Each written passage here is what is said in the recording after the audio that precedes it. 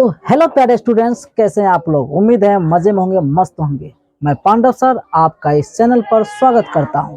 आज की इस वीडियो में हम लोग पढ़ने वाले हैं क्लास 9th के मैथमेटिक्स में पहला चैप्टर संख्या पद्धति, जो कि हम लोग पिछले वीडियो में कुछ पढ़ चुके थे। अब उसके कुछ शेष भागों को आज हम लोग इस वीडियो में पढ़ने वाले हैं। तो पिछले वीडियो में हम लोग भाज्य संख्या तक पढ़ चुके थे।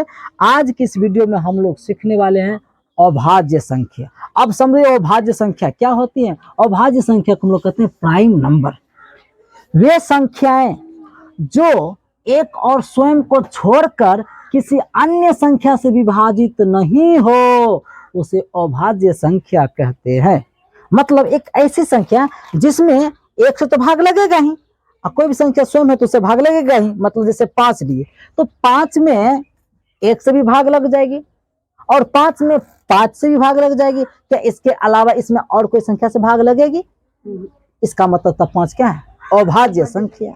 बात समझ में आ गई। अब इसके लिए मैंने एक और परिभाषा आपके लिए तैयार की है। अगर आपको ये परिभाषा याद नहीं तो इसे याद कर लीजिए। जिस संख्या के केवल 2 गुणनखंड हो उसे अभाज्य संख्या कहते हैं। जैसे मैं अभी आपको जहाँ 5 दिखा रहे थे, 5 के जो गुणनखंड होते या तो 1 होता है या तो 5 होता है कि नहीं। 5 में या तो 1 से भाग लगेगा या तो 5 से ही लगेगा। इसके अलावा किसी अन्य संख्या से इसमें भाग लगेगा ही नहीं। तो केवल क्या गुणनखंड हुआ भाई, जिससे देखो गुणनखंड का मतलब हुआ ये दोनों इसका गुणनखंड कहलाता है, क्योंकि 1 से इसमें भाग लग जाएगा इसलिए इसका गुणनखंड है। 5 से भी 5 भाग लगे इसलिए 5 भी इसका क्या गुणनखंड है। इसके बाद इसका कोई दूसरा गुणनखंड अब हो ही नहीं सकता है, इसलिए यहाँ पर सिर्फ और सिर्फ का कितने गुणनखंड है? 2। यही वजह कि जिस संख्या की केवल 2 गुणनखंड हो उसे अभाज्य संख्या कहते हैं। बात समझ में आई? चलिए, बात समझ में आई तो हम अब आगे बढ़ते हैं। यहाँ पे कुछ एग्जाम्पल दिया गया है, याद रखिएगा। 2 से स्टार्ट होती है। 2 माइनस मत समझ लेना, जैसे करके लिखे थे 2, 3, 5, 7, 11, 13, ये सभी क्या है? अभाज्य संख्या है। इसमें या तो जो 1 से भाग लगेगा या तो खुद जो संख्या है उसी से भाग लगेगा। इसके बाद किसी अन्य संख्या से इसमें भाग लगेगा ही नहीं, तभी तो इसका नाम पड़ा है अभाज्य संख्या, माने किसी से विभाजित होने वाली नहीं है। चलिए, अब है आपका सबसे छोटी अभाज्य संख्या क्या होती है। तो सबसे छोटी अभाज्य संख्या जो है वो क्या होती है? 2 होती है। आपके अगर मान लो ऑब्जेक्टिव से पूछा जा सकता है सबसे छोटी सम अभाज्य संख्या क्या है, तो देखिए सबसे छोटी भी और सम के रूप में भी क्या है? 2 ही है। ये आपका जवाब हो जाएगा। लेकिन पूछेगा सबसे छोटी विषम अभाज्य संख्या कौन है, तो सबसे छोटी विषम अभाज्य संख्या 3 होगा, क्योंकि सबसे छोटी 2 है मानते हैं। लेकिन अगर विषम कह के आपसे पूछेगा तो विषम में तो सबसे छोटी तो 3 से स्टार्ट होगी जी। तो आपको याद रखना, अगर ऐसा ऑब्जेक्टिव क्वेश्चन आपके सामने आता है तो हमें लगता है कि सब छूटना नहीं चाहिए। अब आता है सअभाज्य संख्या। कौन संख्या? सअभाज्य संख्या, जिसको इंग्लिश में कहते हैं को प्राइम नंबर, और अभाज्य संख्या को हम लोग कहते हैं प्राइम नंबर। जिन 2 संख्याओं का मोसो को हम लोग एचसीएफ भी कहते हैं। जिन 2 संख्याओं का, जो कि आप लोग 10th क्लास में पढ़ने वाले हैं, डोंट वरी। देखिए, जिन 2 संख्याओं का मोसो अर्थात एचसीएफ 1 हो तब वह सअभाज्य संख्या कहलाती है। जैसे एग्जांपल के रूप में 2, 3, ये दोनों का अगर मोसो निकालिएगा तो 1 ही आएगा। आप निकाल के देख सकते हैं। 5, 7 का आप मोसो निकालिएगा तो क्या आएगा? 1 ही आएगा। इसका मोसो निकालिए तो क्या आएगा? 1 ही आएगा। तो जिस 2 संख्याओं का अगर मोसो 1 आता है तब उसे हम लोग क्या कहते हैं? सअभाज्य संख्या कहते हैं। संतुष्ट नहीं है? आइए उदाहरण के माध्यम से समझाने का हम प्रयास करते हैं। बोलिए कौन उदाहरण ले? कौन ले इनमें से? चलिए 5 और 7 पे लेते हैं। 5 और मैंने 7 पे लिया, ठीक है। अब 5 और 7 में क्या कहिए? छोटा है तो छोटका से भाग दीजिए, बड़ा में 7 में भाग दीजिएगा। भाग दीजिएगा कि नहीं? भाग दीजिएगा तो आप 1 और में भाग करोगे, यहाँ 5 आएगा, घटाइएगा तो आपका 2 बचेगा। अब फिर इसको ऐसे करिएगा। भाई आप लोगों को मोसो आना चाहिए। नहीं जाता तो टुकड़ा को हम क्या कर सकते हैं? देखिए, आप लोगों को ये 5 यहाँ पे उतारना पड़ेगा। उसके बाद फिर पढ़िएगा 2 से तो कितने बार में आएगा? 2 बार, 2 दूनी 4 हो जाएगा। और इस बार क्या बचे? 1। इसको ऐसे लिखिएगा, 2 की यहाँ पे उठा कर लाइएगा। अब दूसरे इस बार क्या हो गया? पूरा क्या हो गया? कट गया। शेष पर 0 आ गया, अर्थात मोसो बराबर क्या है? 1 आया। यानी इतने को दिमाग में रख लो ना कि कोई 2 संख्या रहे, उसका मोसो अगर निकालेंगे, मोसो 1 आता है, तब उन दोनों संख्या को ही सअभाज्य संख्या कहते हैं। बात समझ में आई? चलिए अब छोटे हो जाते हैं। चलिए अब चाहे तो आप इसका स्क्रीनशॉट ले सकते हैं। अब जो आपका अगला टॉपिक्स है वो है संपूर्ण संख्या यानी परफेक्ट नंबर। अब इसको समझने का प्रयास कीजिए। जिन संख्या के सभी गुणनखंडों का योग उस संख्या का 2 गुना हो तो उसे संपूर्ण संख्या कहा जाता है। जैसे में 6 और 28 एक उदाहरण दी। अब कहिएगा सर जी पढ़े लेकिन समझे नहीं, समझिएगा कैसे? उदाहरण देकर समझाने का जो प्रयास कर रहा हूं। हम लोग उदाहरण लेते 6 का। किसका लेते हैं? 6 का। देखिए 6 का गुणनखंड क्या क्या हो सकता है? 6 में 1 से भाग लगेगा क्या? एकदम लगेगा। 6 में 2 से भाग लगेगा क्या? एकदम लगेगा। 3 से भाग लगेगा क्या? एकदम लेंगे। 4 से लगेगा क्या? नहीं लगेगा। 5 से लगेगा क्या? नहीं लगेगा। और अंतिम में 6 से लगेगा। यानी 6 के 4 गुणनखंड निकल गया, 1 2 3 और 4। अब इस सभी गुणनखंड को जोड़िए तो जोड़ने पर पता चलता है 6 3 9 9 12 कितना आ जाता है? 12। तो बोलिए यहाँ पर परिभाषा में बोले कि जिन संख्या के सभी गुणनखंडों का जोड़ने के बाद अगर उस संख्या को दुगुना आता है तब वह संख्या संपूर्ण संख्या कहलाती है, अर्थात तो परफेक्ट नंबर कहलाती है। यहाँ पर देखिए ना, तो यहाँ पे जो 12 है तो इसका दुगुना है कि नहीं? उसी पर आप 28 को आप लोग चेक करते रहिएगा। यहाँ तक बात समझ में आ गई? चलिए अब आपका है पूर्णांक। क्या है ये? आप लोग पूर्णांक पढ़ने के लिए आए। पूर्णांक इंग्लिश में कहता है इंटीजर। पूर्णांक समझना बहुत जरूरी है, क्योंकि पूर्णांक समझिएगा तब आप अपने क्लास के गणित को बड़े आसान तरीके से आप लोग बना सकते हैं। देखिए पूर्णांक क्या होता है कि ऐसे नहीं कि पूर्णांक के लिए कोई निश्चित परिभाषा है, हम आपको समझा लिए, थोड़ा सा लिख दिए, इसी को समझ लीजिए, समझो आपका पूर्णांक क्लियर हो गया। डॉट डॉट डॉट, ये जो डॉट डॉट डॉट है हम इधर चाहे तो माइनस लगा सकते हैं, माइनस इन्फिनिटिव इसको कहते हैं इन्फिनिटिव, और इधर हम लिखते हैं प्लस इन्फिनिटिव। माइनस इसका मतलब ये हुआ 0 से इधर सब माइनस है, -1 -2 -3 इधर कहाँ तक अनंत तक लिखते चले जाएंगे, और जिसके बाद इधर 1 2 3 4 5 6 कहाँ तक अनंत तक लिखते चले जाएंगे। इस तरह के अंकों को हम लोग क्या कहते हैं? पूर्णांक कहते हैं। इस तरह की व्यवस्था को हम लोग क्या कहते हैं? पूर्णांक कहते हैं। बात समझ में आई? इसको इन्फिनिटिव कहते हैं।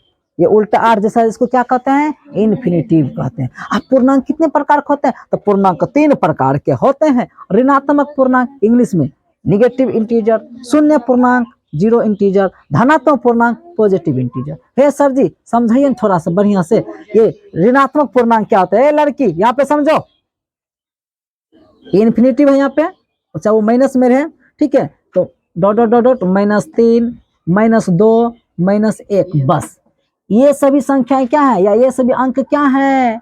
ऋणात्मक पूर्णांक है, क्योंकि सब में माइनस लगा हुआ है। और 1 तक ही होगा, 1 से इधर सब बड़ी होते जाएगी, हालांकि बड़ी नहीं होती जा रही है, क्या होती जा रही है? छोटी। कोई भी संख्या में जब माइनस का चिन्ह लगता है वो जितनी बड़ी होती है वो उतनी ही क्या होती जाती है? छोटी होती जाती है। समझ लो इधर क्या होती जा रही है? छोटी होती जा रही है। तो आप ये समझ लीजिएगा। अच्छा जिसमें माइनस लगा रहेगा उसी को क्या कहेंगे हम लोग? ऋणात्मक पूर्णांक कहेंगे। अब सर शून्य पूर्णांक को समझा दीजिए। एकदम समझाएंगे। शून्य पूर्णांक, शून्य को हम लोग शून्य पूर्णांक कहते हैं। बात समझ में आई? अब देखिए, अब आप लोगों के विचार होगा सर धनात्मक पूर्णांक समझा दीजिए ना। तो धनात्मक पूर्णांक 1 होगा, 2 होगा, 3 होगा, 4 होगा, ऐसे अनंत कहाँ तक? अनंत तक चला जाएगा। तो इस तरह की संख्या, इस तरह के अंकों को हम लोग क्या कहते हैं? धनात्मक पूर्णांक कहते हैं, या इस तरह की संख्या को हम लोग धनात्मक पूर्णांक कहते हैं। बात समझ में आई? बात समझ में आई? तो आप लोग पूर्णांक के प्रकार को भी समझ गए। अब इसके बाद हम लोग आगे बढ़ेंगे, आप लोग इसका स्क्रीनशॉट ले सकते हैं। चलो आगे। अब आगे आपका है परिमेय संख्या, जिसको इंग्लिश हम लोग क्या कहते हैं? Rational number.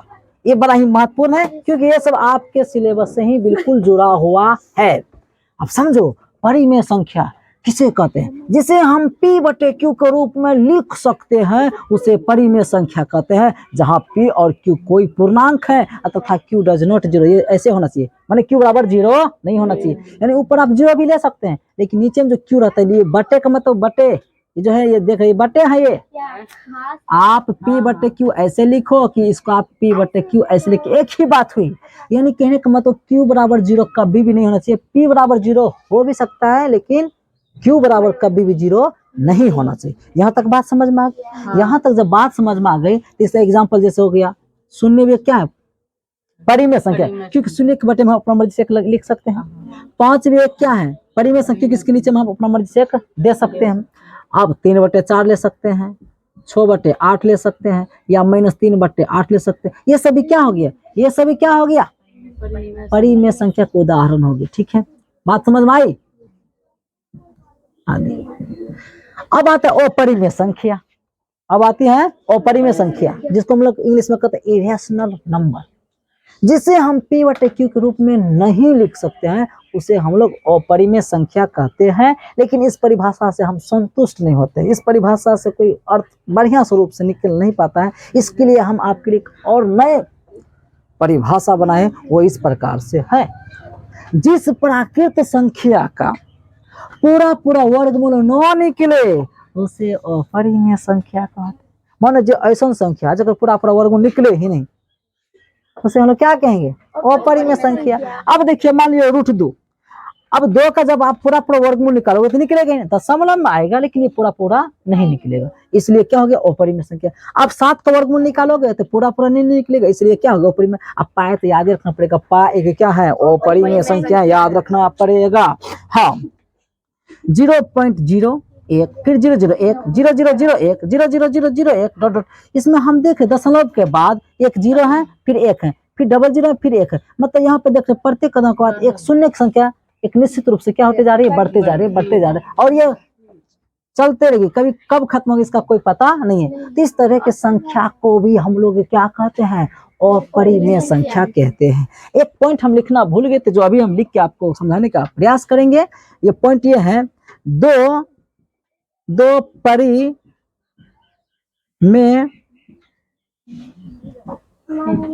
संख्याओं के बीच अनेक परिमेय संख्याएं होती, समझे मेरी बात? यानी 2 परिमेय संख्याओं के बीच अनेक परिमेय संख्याएं होती हैं, ऑब्जेक्टिव में पूछा जा सकता है। बात समझ में आई? ओ मेरे भाई, बात समझ में आई? तो चलिए आप इसका स्क्रीनशॉट ले सकते हैं। अब आपका फिलहाल लास्ट टॉपिक्स है, वो है वास्तविक संख्या, जिसको इंग्लिश में कहते हैं हम लोग रियल नंबर। परिमेय संख्या और अपरिमेय संख्या के समूह को ही हम लोग क्या कहते हैं? वास्तविक संख्या कहते हैं। जैसे इसमें परिमेय भी रहेंगे और अपरिमेय, दोनों मिले हुए रहेंगे। अब मान लिया 3/4 लिया, एक परिमेय, 6/7 लिया, एक परिमेय, 0 लिए, 8 लिए, 7 लिए, सब क्या है? परिमेय है। और ये सभी क्या? अपरिमेय। तो परिमेय और अपरिमेय जब दोनों आपस में मिल जाते हैं, इस मिले हुए संख्या को हम लोग क्या कहते हैं? वास्तविक संख्या कहते हैं। अब आप लोगों का क्लास 9 का मैथमेटिक्स में कल से अर्थात नेक्स्ट वीडियो में प्रश्नावली 1.1 लेकर आएंगे। तो जितना भी थ्योरी था हम वो आपको बता चुके हैं। अब हम लोग आगे मतलब आपके जो पाठ्य पुस्तक का एक्सरसाइज है उसको सॉल्व करेंगे।